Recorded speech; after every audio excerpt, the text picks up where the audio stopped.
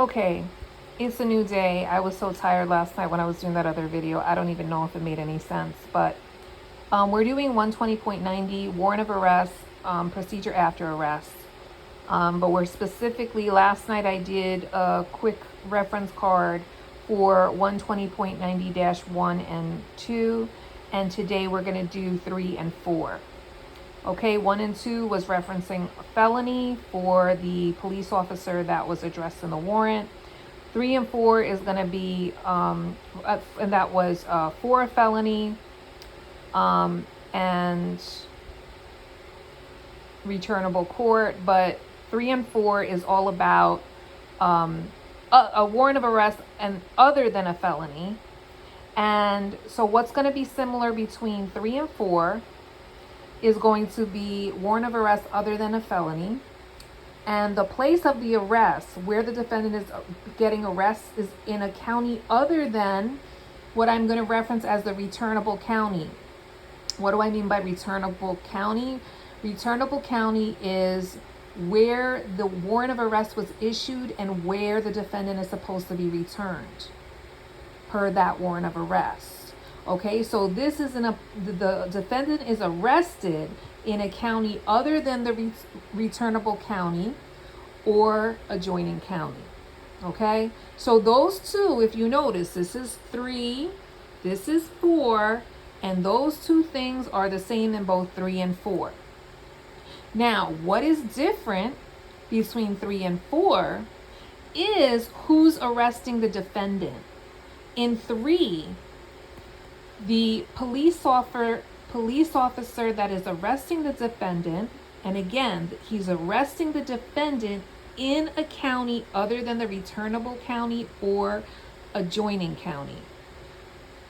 However, that defendant is being arrested by the police officer that's addressed in the warrant.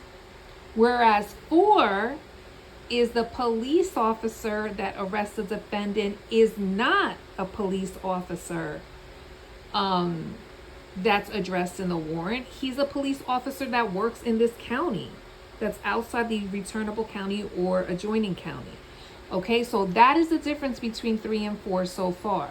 Now, within the CPL code, the police officer that is addressed in the warrant is referred to as the delegating, delegating police officer.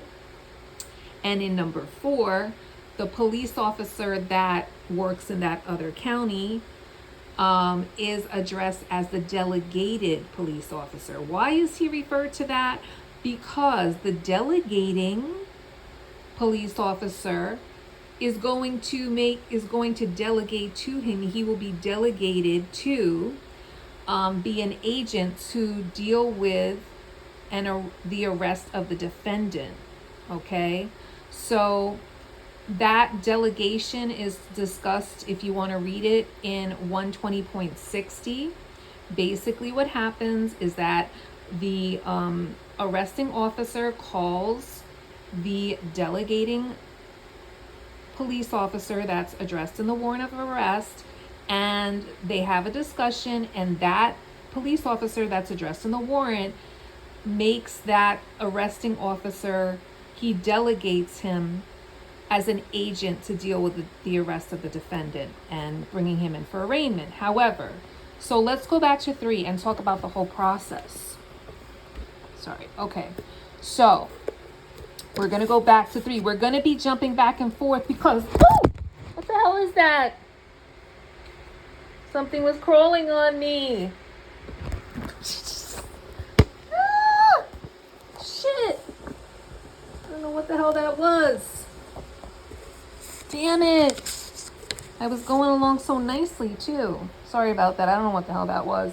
Maybe a moth? I don't know. Scared the shit out of me. I don't know where it went either. Damn it. I'm just trying to get through the CPL. I'm being attacked. I'm calling the delegating officer. All right. Let's get back to it. Shit. and I'm trapped under this little table that I'm using. You know, those bed tray tables or whatever. So I'm fucking trapped. All right. So getting back to it, we're going to be jumping between 3 and 4 to make comparisons to make it easier to remember. Because let me tell you, I'm not lying when it took me half a day for me to figure this shit out. I'm not even exaggerating. For hours, I was reading through the same section under this article, trying to figure this out and make it easy. So, okay. So we're going to go back to 3. Delegating police officer, he's addressed in the warrant. He arrests the defendant in a county outside of the returnable county or adjoining county, and he must inform the defendant on his right to appearance in the local county court of the county that he was arrested in for release on his own recognizance, that's ROR, that's what that stands for, or fixed bail. Okay, the defendant in this section, there's 2 choices that he can make. So if the defendant does not want to be arraigned at the arresting court out of the county, right? Then the delegating police officer must inform him that he would be required to sign an endorsement. If the defendant signs the endorsement, then the delegating police officer can then take him to the returnable court. What is the returnable court? That's where the warrant was issued and where the defendant is supposed to be returned to. Okay. So when the defendant signs the endorsement, he's basically stating that he does not want to be arraigned in the arresting court in that county. Okay, so the other choice is if the defendant wants to be arraigned in the arresting county or won't sign the endorsement, he won't endorse, then the delegating police officer is going to bring him to that local county court, local criminal court, the arresting court, for bail to be set or release on his own recognizances for that end of it will then go back to the original court where the warrant was issued, the returning court or adjoining county. Okay? So that's number 3. Okay, now we're going to go to 4. This shit is fucking crazy. I know it's fucking insane. That's why it's like I was determined, even though I literally wanted to cry. I'm not even joking. But I was determined to figure this shit out, and I did it. All right, so now I'm recording it so I can remember this shit. All right, so,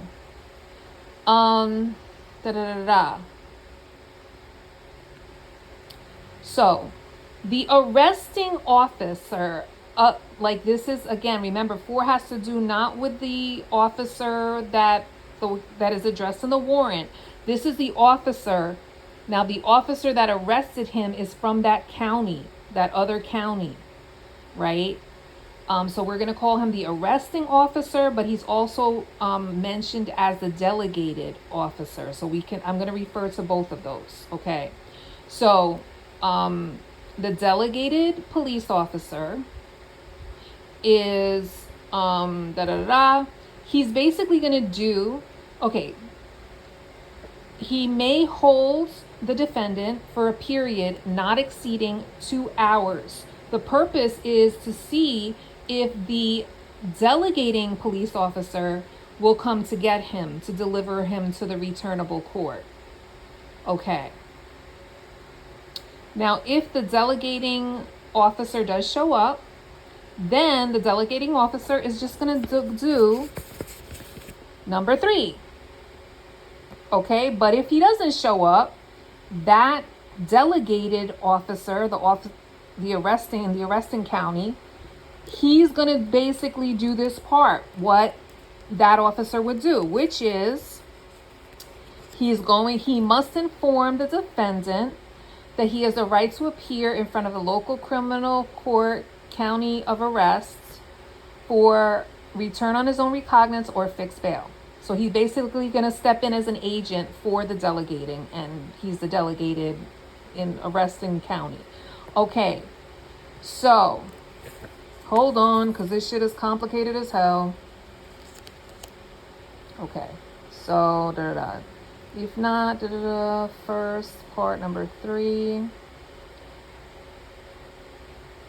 Okay, so if the whole thing lines up again where the defendant wants, this part, he wants, does not want to go to the arresting court, and, he signs the endorsement that he doesn't want it, then this guy, the delegated police officer in the arresting county, he's going to bring the defendant to the delegating police officer, the one that's written on the warrant of arrest. Okay?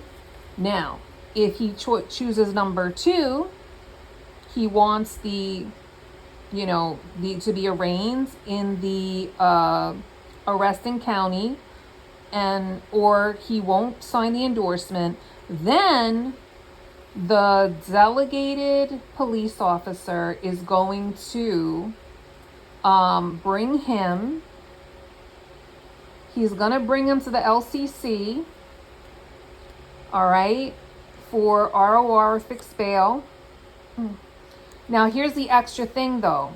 He's going to submit a written statement of material facts regarding the issued warrant of arrest, the offense, and there's a little bit more about that. This is a very short card. This is whatever. You got to go read it if you want to see all the details. But basically, that's another little step where he's writing all this shit out. Okay, in both cases, if the defendant defaults bail, then they're going to take him to the returnable court. Okay? And so again, when that arresting court either releases him on his own recognizance or sets bail, that's going to go back to the returnable court. They're not going to be dealing with him anymore in this county. And that is, my friends, that is 120.93 and 4. Those are monster beasts. Even if you go into the Clerk One app, it doesn't even break it down. They have the edited version of the CPL, and it's just it literally just says read. So you're basically on your own. If you want, I'll read the CPL, but I'm running out of room on my phone, so it may cut off. So there's 1. I'm not going to read 1 and 2. I'm just going to start at 3. Upon arresting a defendant for an offense other than a felony pursuant to a warrant of arrest in a county other than the one in which the warrant is returnable, or one adjoining it, or a county adjoining it, a police officer, if he be one to whom the warrant is addressed, must inform the defendant that he has a right to appear before a local criminal court of the county of arrest for the purpose of being released on his own recognizances or having bail fixed. If the defendant does not desire to avail himself of such right, the officer must request him to endorse such fact upon the warrant, and upon such endorsement, the officer must without unnecessary delay bring him before the court in which the warrant is returnable. If the defendant does desire to avail himself of such right, the arresting court, or if he refuses to make the aforementioned endorsement, the officer must without unnecessary delay bring him before a local criminal court in the county of arrest. Such court must release the defendant on his own recognizance or fix bail for his appearance on a specified date in the court in which the warrant is returnable. If the defendant is in default of bail, the officer must without unnecessary delay bring him before the court in which the warrant is returnable. Okay, so that was 3. This is 4. upon arresting a defendant for an offense other than a felony, pursuant to a warrant of arrest in a county other than the one in which the warrant is returnable or one adjoining it, a police officer, if he be one delegated, there's the word, delegated to execute the warrant pursuant to section 120.60, may hold the defendant in custody in the county of arrest for a period not exceeding 2 hours for the purpose of delivering him to the custody of the officer by whom he was delegated to execute such warrant. If the delegating officer receives custody of the defendant during such period, that's the delegating officer, he must proceed as provided in subdivision 3. Otherwise, the delegated officer in the arresting county must inform the defendant that he has a right, here we go, he's going to do the same thing, he has a right to appear before a local criminal court for the purpose of being released on his own recognizance or having bail fixed. If the defendant does not desire to avail himself of such right, the officer must request him to make, sign, and deliver to him a written statement of such fact, and if the defendant does so, the officer must retain custody of him, but must without unnecessary delay. By the way, 1 through 4, the delivery is unnecessary delay. Deliver him or cause him to be delivered to the custody of the delegating police officer.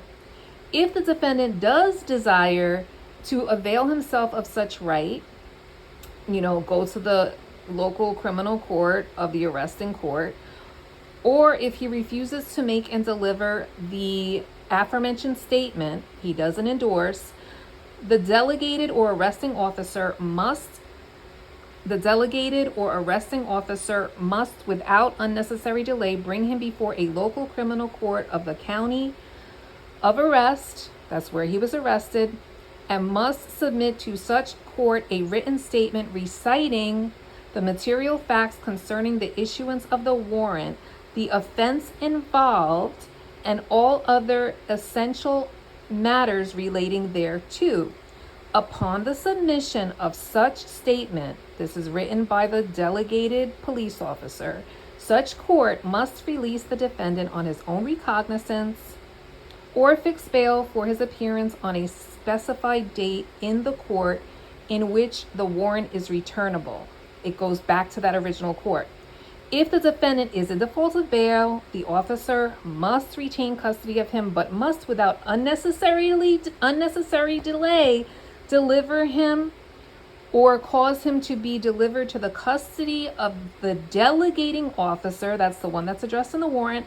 Upon receiving such custody, the latter, that's the delegating officer on the warrant of arrest, must without unnecessary delay bring the defendant before the court in which the warrant is returnable. And that concludes 120.93 and 4.